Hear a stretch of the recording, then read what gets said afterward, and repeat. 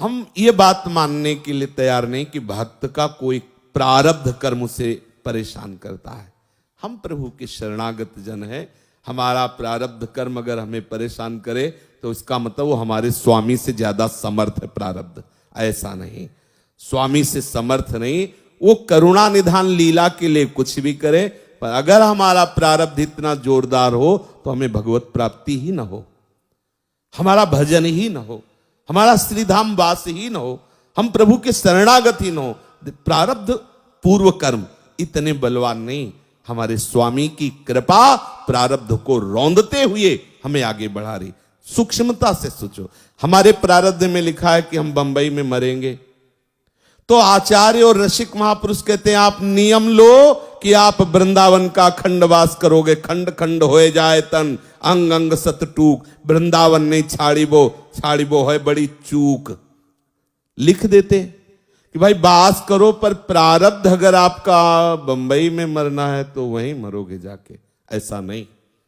यदि आप सहनशील होकर निष्ठावान हो, आपका प्रारब्ध नष्ट हो जाएगा, नवीन प्रारब्ध रचेगा, वृंदावन की रज में आपका शरीर पूर्ण होगा। नवीन प्रारब्ध की रचना भगवत शरणागत की होती है, विश्वास कर लेना। ये सब कर्म संस्कार, ये सब जितने विधि विधान है, ये साधारण जीवों पर लागू होते हैं, भगवत पार्षद पर नहीं। जो भगवत शरणागत है वो भगवत पार्षद है। तो अनायास क्यों आते हैं ये दुख सुख? प्रभु अपने जन को देह भाव से रहित करने के लिए, प्रभु अपने जन को पूर्ण शरणागत करने के लिए, असत को असत अनुभव कराने के लिए प्रभु ऐसी लीला करते हैं। प्रभु हमें स्वयं हिम्मत दे करके किसी को सामने खड़ा करेंगे, वो आंख से आंख मिलाकर हमें गालियां देगा, हमें मारेगा, पीटेगा, फिर वो अंदर कहेंगे कहो गुरु कैसे हो बोले हे भगवान इसलिए वैष्णव अपराध किया, इसका नाश हो जाए तो हंसते हैं, यार फेल हो गए तुम, अभी फेल हो गए। और जो आपने कहा जय हो प्रभु बड़ा मंगल विधान, तो मुस्कुरा देते आगे बढ़, आगे आ, हमारी नित्य लीला की तरफ आ।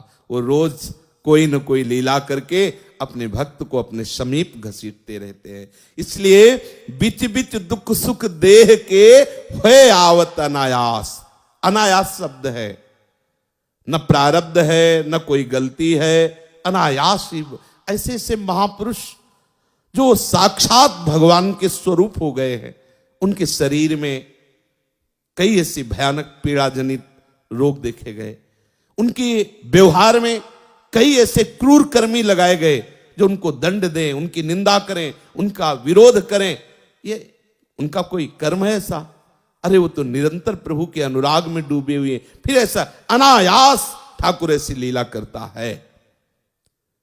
जब हम सुनते हैं पढ़ते हैं कि अमुक भक्त को इतना बड़ा, कभी कभी गुस्सा लगती है कि तुम्हारी लीला समझ में नहीं आ रही। अपने गुरु की रक्षा के लिए, श्री रामानुजाचार्य जी की रक्षा के लिए, कि वो दुष्ट राजा है, दो गुरु भाई गए और वहां उनकी आंखें निकाल ली गई। बड़ा अंदर से विचलता हुई कि गुरु की रक्षा के लिए गए। वो जानते थे कि वो दुष्टता करेगा, इसलिए उनको गुरुदेव को रोक दिया और दो शिष्य गए। दोनों के, एक की तो रास्ते में ही मृत्यु हो गई और दूसरे तो फिर भगवत कृपा से। पर ये जब तब लगता है कि अब देखो ये है प्रगट का रूप, और आंतरिक रूप क्या है? तत्काल अपनी लीला में प्रवेश दिला दिया। तुम गुरु पे समर्पित हो, इसलिए अब तुम्हें इस पांच भौतिक शरीर में, इस मायाजनित संसार में नहीं रहना। आओ हमारी दिव्य लीला में आओ, नित्य लीला। तुम्हारी खत्म हो आंखें माया देखने वाली, आओ हमें हमारी प्रिया और हमारे नित्य परिक्रम में सम। ऐसा ही है, इसको आप ये मत समझना कि केवल हम लीपापोती के लिए, ऐसा ही है। भगवत शरणागत के जीवन में जो भी प्रतिकूलता आती है वो प्रभु मिलन का हेतु होती है। कैसी भी परिस्थिति हो अनायास आएगी, उसका कोई कारण नहीं, ना तो प्रारब्ध कारण है ना आपकी गलती कारण, अनायास आएगी। ध्रुवदास जी सिद्ध रसिक हैं, जो वृंदावन बिहारिणी बिहारी जी का नित्य सेवन कर रहे हैं, नित्य उनकी लीला में हैं। उनकी बात वेद वेदांतों के भी ऊपर है। सर्वोपरि प्रेम रस, जहां वेदान्नप संन्यस्त, वहां से अनुराग रस प्रकट हुआ है। इन महापुरुषों की बात पर विश्वास करो, कोई कारण नहीं, अनायास आपके जीवन और प्रत्येक साधक के जीवन में आती है, यदि साधना हो रही है तो। नहीं तो फिर वो तो प्रारब्ध कर्म के अनुसार चलता है, सुख दुख के थपेड़ों में चलता है। लेकिन उपासक की बात कह रहे हैं।